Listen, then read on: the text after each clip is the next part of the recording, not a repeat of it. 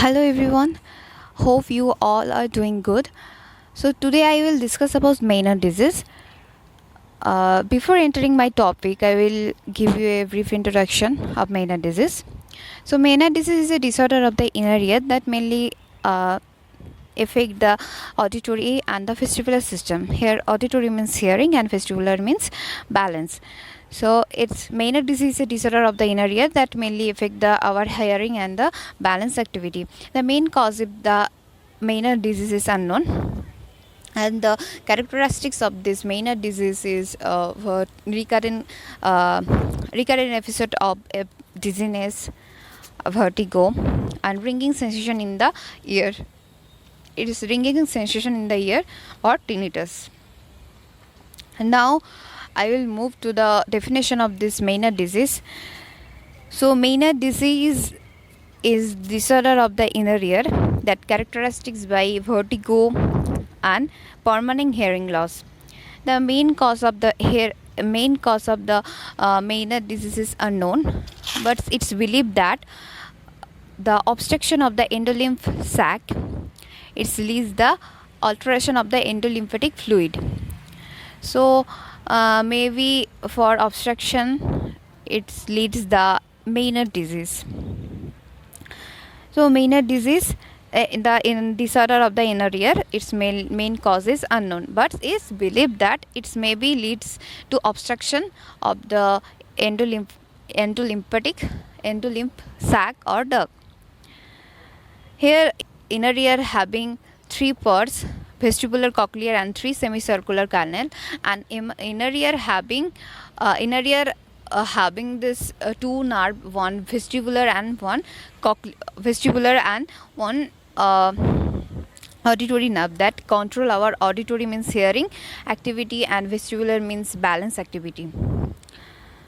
Now I'll move to the causes of the Maynard disease. So I told before that the main cause of the Maynard disease is unknown or idiopathic, but is believed that the obstruction of the endolymph sac it maybe leads the Maynard disease. And any other cause is allergic reactions or alcohol intake, huge amount of alcohol, smoking, any upper or lower respiratory disorder, illness or respiratory infections, and some medications such as aspirin. So main cause is obstruction. Main cause is unknown, and another cause is alcohol, any medication such as aspirin, and smoking, and recurrent episode of the viral infections, then respiratory infections, etc. Now we will see the pathophysiology of the Maynard disease. Pathophysiology means how this disease condition, the mechanism of this disease condition means how this disease condition occur in our body.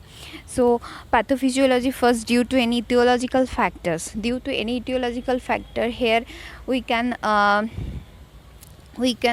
consider that it may leads any allergic or any respiratory illness, or any bacterial, viral, any infection.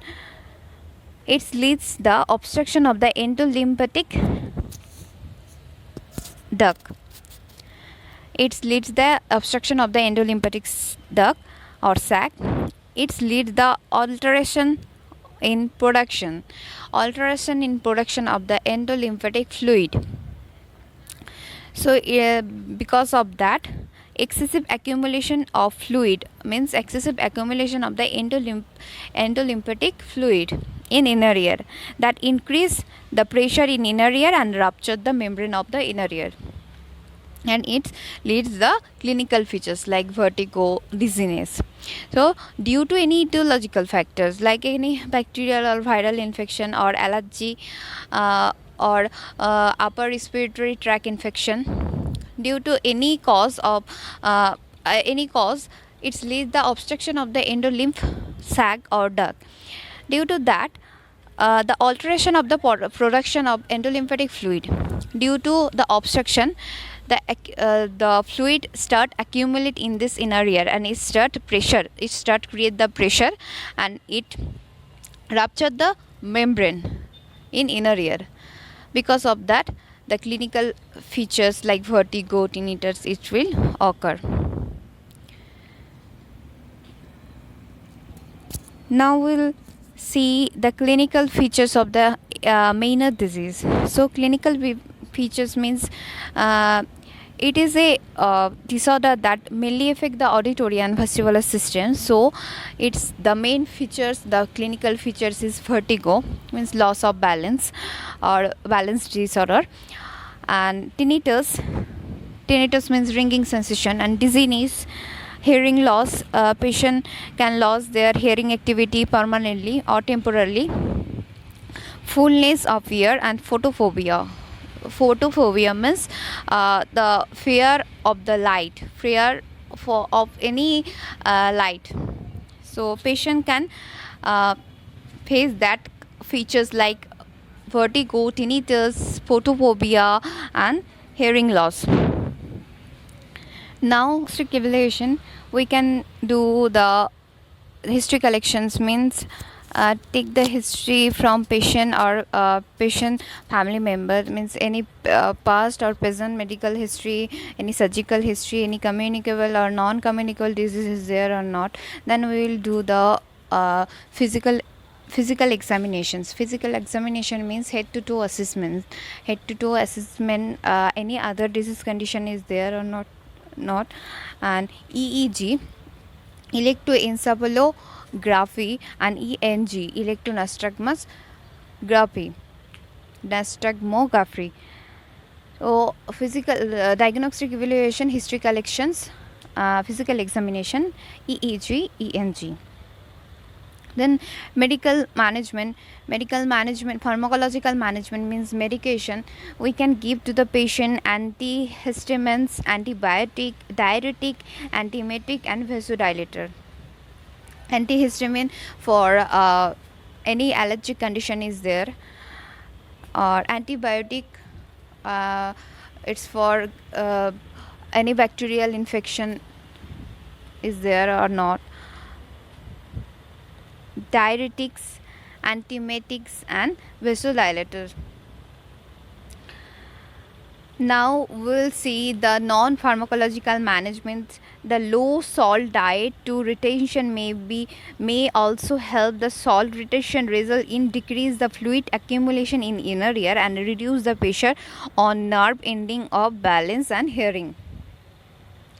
We can advise the patient that do not take the huge amount of the salt and sugar, and this the salt and sugar, the salt retention means decrease the intake of the salt, the accumulation, decrease the fluid accumulation, and it can help to reduce the symptom and reduce this and maintain the normal activities means balance and hearing. So surgical management of the Meniere's disease is endolymphatic sac decompression. It is drainaging the fluid, excessive fluid of this accumulated the excessive fluid, and labyrinthectomy. It is a procedure to this temporal bone. It is helped to reduce the vertigo. And vestibular nerve sections. So vestibular nerve sectioning is a procedure to removing the disturbing vestibular nerve, and it helps to reduce the this complications. So this is the surgical management of the Meniere's disease. First, endolymphatic sac decompression, labyrinthectomy, vestibular nerve sectioning. Next, complication of the Meniere's disease. So complication of the Meniere's disease is anxiety related symptom, like patient can suffering from any depression and anxiety, and accident because of this vertigo means loss of balance, and permanent deafness or hearing loss. So it is the complication of the Menier's disease. So I will summarize this topic. Menier's disease is a disorder of the inner ear that mainly affect the vestibular and the